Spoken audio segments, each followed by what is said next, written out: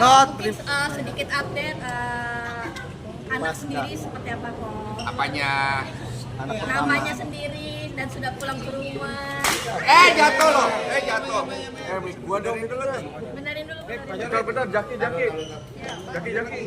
Satu lagi tuh. Bentar, Jaki. Yang ditanya. Pertanyaannya adalah nama anak. Ya. Saya udah itu. Nama anak saya itu Gabriela Allen Sumargo.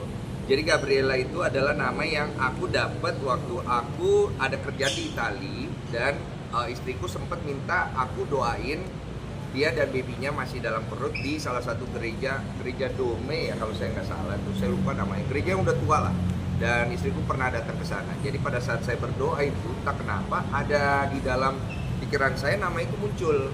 Saya juga bingung karena tidak ada papan nama atau tulisan Gabriela selama saya ada di sana gitu. Tiba-tiba muncul dan saya bawa pulang kasih istri saya, dan kemudian istri saya bilang ini nama bagus loh artinya ya gitu. Saya bilang ya udah kalau mau dipakai silakan, kalau nggak mau dipakai ya sudah. Ellen itu adalah nama bapak dari istri saya Olivia, dan Sumargo adalah marga saya. Jadi namanya Gabriela Allen Sumargo.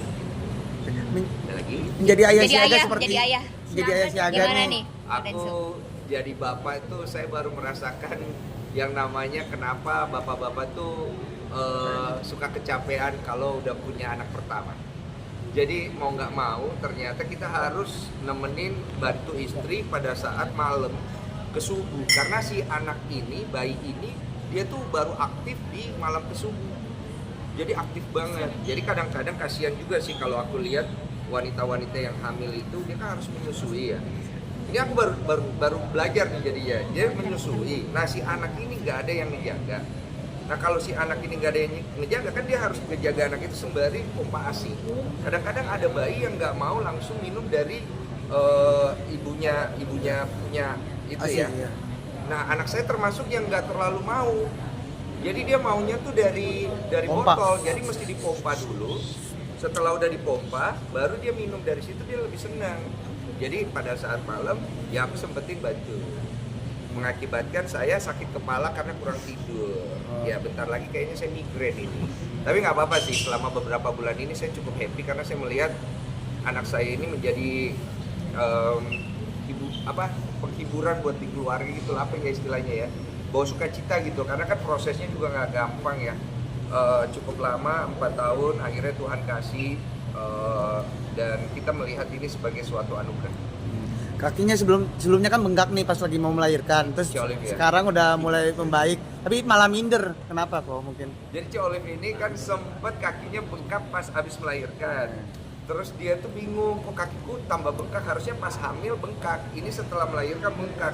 Terus kata dokter sih aman, karena tensi semua aman. Setelah itu akhirnya aku suruh angkat sedikit kakinya, segala macam, direndam garam dan lain-lain. Akhirnya mengecil tuh akhirnya. Terus cuman nggak pedenya sekarang karena bentuk badannya dia kan melebar banget. Jadi dia ngerasa aku masih suka nggak sih ngelihat dia gitu. Biasalah kendala cewek, pada saat dia habis melahirkan kan badannya agak melebar ya. Biasanya kurang confidence. Jadi suka nanya, yang aku masih enak gak sih dilihat gitu loh. Masih lah aku bilang. Tapi agak jauh ya.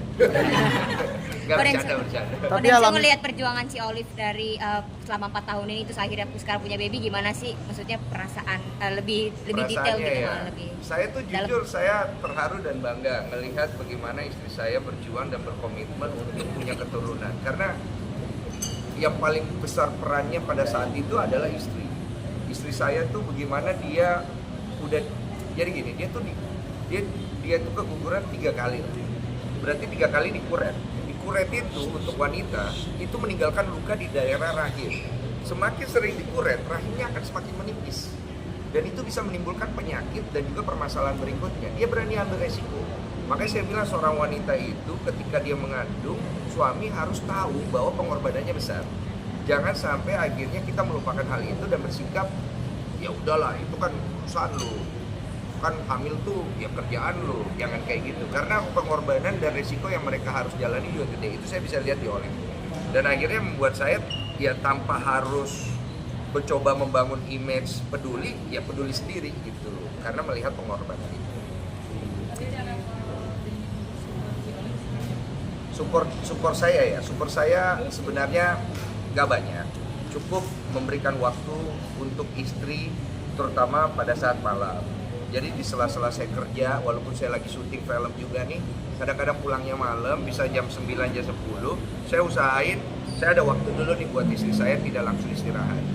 Jadi memang agak sakit kepala sih, jadi kurang tidur gitu, tapi nggak apa-apa gitu, karena istri saya juga pasti capek. Kadang-kadang dia tuh saya liatin dia pasang alarm jam 11 tuh dia pompa ASI, nanti jam 12 dia tidur sebentar tuh sejam, dia pasang alarm sejam 2 jam, dia bangun dia pompa ASI lagi, karena ternyata kebutuhan ASI si anak ini pada saat malam subuh itu gede.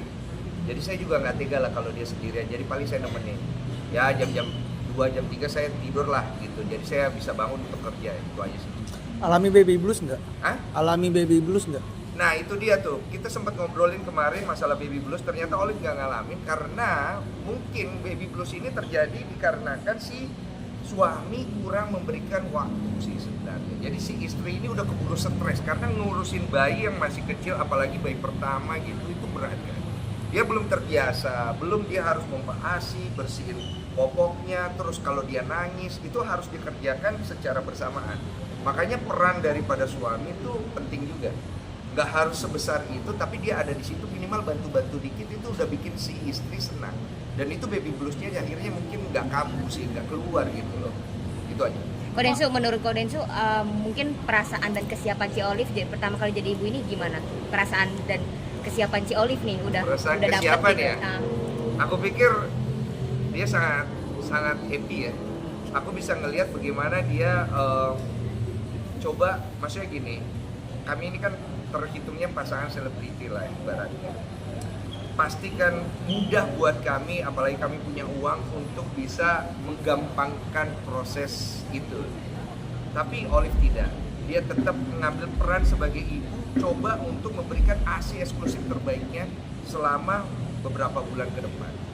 Dia memilih untuk tidak bekerja, fokus untuk memberikan ASI karena dia tahu ASI ini adalah suatu hal yang paling penting untuk si bayi. Jadi mengasihinya dia fokusin di situ. Menurut saya ini komitmen yang pasti datang dari hati dia yang sangat bersukacita banget gitu loh. Ini anak tidak gampang, kita bisa dapat baru sekarang. Pastinya dia ingin memberikan yang terbaik. Cuman ada beberapa hal yang aku juga kasih masukan bahwa saya tahu ini anak, kita dapat anak gak gampang. Tapi jangan sampai akhirnya over proud ya. Jadi kayak terlalu berlebihan dalam anak ini sehingga anak ini nanti tumbuh kembangnya dia terlalu merasa diagung-agungkan. Jadi nggak bagus buat perkembangan psikologi dan mentalnya dia. Itu aja sih aku. Kok udah turun tangan jemur ataupun mandiin atau seperti apa kok? Mandiin belum. Saya takut. Soalnya saya takut salah. Jadi bersihin popok aja sih. Jemur iya. Jadi kalau jemur saya masih bisa, gendong saya masih oke. Kalau mandi sih takut salah. Soalnya anaknya cewek. Jadi pada saat saya gitu saya, aduh, cewek lagi. Gitu kan, ada ngerti kan cowok ya kan. Jadi itu aja sih. Dibantu Neni atau Ci Olive urus sendiri atau dibantu mama? Ada, kita dibantu suster. Jadi kita nggak dibantu mertua atau mama saya. Jadi kita dibantu satu suster khusus untuk pada saat Ci Olive istirahat, dia tidur harus ada yang jaga. Kalau istirahat, saya istirahat kan harus ada yang jaga. Jadi kita kan nggak bisa standby 24 jam di situ. Tapi peran suster tidak boleh terlalu dominan karena kita pengen anak ini deket lah sama ibu bapaknya. Gitu aja. Oh, terkait umur hari-hari pakai koin sama pensil itu mungkin filosofinya seperti apa sih? Filosofinya ya, saya juga kurang paham sih ngubur hari-hari Bukan itu. orang jauh kan? Iya ya, itu katanya Jawa ya kalau ngubur hari-hari ya. Jadi saya tuh ya saya ikutin adat yang ada aja. Jadi kalau yang saya tahu mengubur hari-hari itu pertama hari-harinya dibersihkan dulu, kemudian hari-harinya dimasukkan ke dalam kendi. Setelah itu kita beri garam, kita berikan tambahan-tambahan seperti beras. Beras itu ada filosofinya supaya dia itu makmur. Terus kita kasih koin supaya dia banyak rezeki, koin uang ya. Terus aku kasih pensil supaya dia pinter gitu. Terus aku kasih buku supaya dia banyak belajar. Apalagi cabe, ada cabe. Saya kasih cabe katanya supaya menolak barang-barang tidak baik, makhluk halus yang tidak baik. Ya percaya nggak percaya sih, ya udah dijalankan lah. Karena menurut saya itu kan ada, dan menurut saya tidak ada salahnya kok. Gitu tidak merugikan siapa-siapa dan juga tidak bersifat menuhankan suatu hal yang lain gitu loh. Ya tetap berdoa juga ke Tuhan. Kok parentingnya sama Ci Olive nanti ke depan seperti apa sih untuk Gabriel? Parenting ya, parenting kita sederhana aja, nggak mau terlalu berlebihan. Didikan saya dan Olive pasti beda. Olive lebih lembut, saya lebih keras. Tapi saya juga belajar untuk jangan terlalu keras karena ini anak perempuan. Saya juga nggak mau anak saya tumbuh menjadi anak yang akhirnya menggampangkan hidup dan apa yang dia punya karena mungkin dia lihat ibu bapaknya. Saya pengen dia belajar untuk mandiri karena saya dan Olive belajar berkembang itu dari nol juga. Jadi kita pengen anak kita juga belajar dari nol supaya dia bisa menghargai hidup dia dan orang lain. Karena poinnya begini, saya berdoa sama Tuhan, saya diberikan anak yang bisa memberikan terang untuk banyak orang dan juga memberikan manfaatnya dia banyak orang. Kalau saya bekali dia dengan hidup yang terlalu berlebihan, saya pikir anak itu tidak akan pernah mengerti kesulitan dan kesusahan orang lain.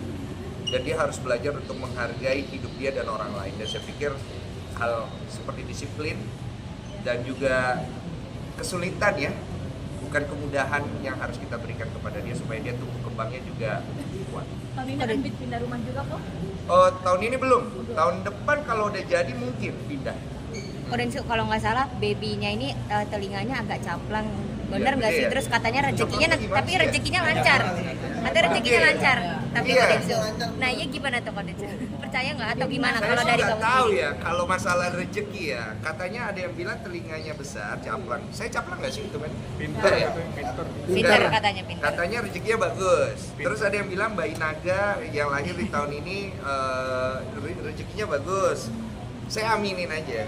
Kalau ditanya rezekinya bagus sih, saya pikir semua anak itu rezekinya pasti ada pas dia lahir. Ya besar dan kecil ya. Kebetulan Gabriel, saya panggilnya Biel, juga rezekinya juga ada dari omanya, dikasih emas, gelang buat kaki, dari tantenya, dari kakeknya dikasih berlian.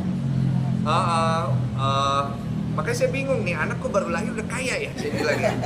Saya aja dulu mau cari uang sebanyak itu nggak bisa ini. Jadi saya pikir ya mungkin dia sudah punya jalan dia sendiri, tapi yang paling penting bukan rezekinya yang aku lihat, tapi bagaimana dia melihat rezeki dia. Supaya jangan sampai dia merasa bahwa dia diri hebat gitu karena banyak uang, nggak boleh kayak gitu. Supaya dia tumbuh tuh jadi anak yang punya nilai lah, seperti ibunya. Endorse sendiri udah ada. Endorse tuh sebenarnya buat endorse si bayi sendiri ada, cuman kita menghindari endorse ke bayinya langsung sih. Kalau endorse ibu bapaknya masih oke lah, karena kan memang kita udah duluan di situ ya. Karena bayinya ini masih kecil, kalau kita endorse gitu, kadang-kadang saya takutnya over apa ya namanya? Explore ya, over explore gitu. Overexpose. Apa? Eksploitasi. Saya takutnya nanti eksploitasi. Tapi kalau BA mungkin kita masih mikir. Kalau YouTube kok? Kalau YouTube ya kayaknya kita tidak terlalu banyak ya. Kemarin kita posting ya pas di lahir aja. Mungkin kalau proses berikutnya ya sedikit-sedikit aja lah, ada momen apa oke lah. Kalau terlalu gitu bingung juga mau diapain gitu loh, mau dikontenin apa gitu kan. Ya udah itu aja sih. Oke, Kodensu terakhir kalau ada kata-kata yang bisa diungkapkan untuk Ci Olive, perjuangannya udah sejauh ini panjang, Iya. terus sekarang udah siap dan lain sebagainya, boleh? Buat istri saya Olive, terima kasih banyak. Kamu sudah menjadi wanita dan istri yang hebat, sudah banyak berkorban, dan kamu harus bangga sama diri kamu sendiri karena apa yang kita dapat sekarang itu adalah bentuk daripada kerja keras dan doa. Dan kamu harus percaya bahwa Tuhan itu selalu menjaga kita walaupun ada saat-saat yang sulit, tapi Tuhan selalu menyertai kita. Selama kita percaya, kita akan baik-baik saja. And I'm proud. Oke, thank you. Oke.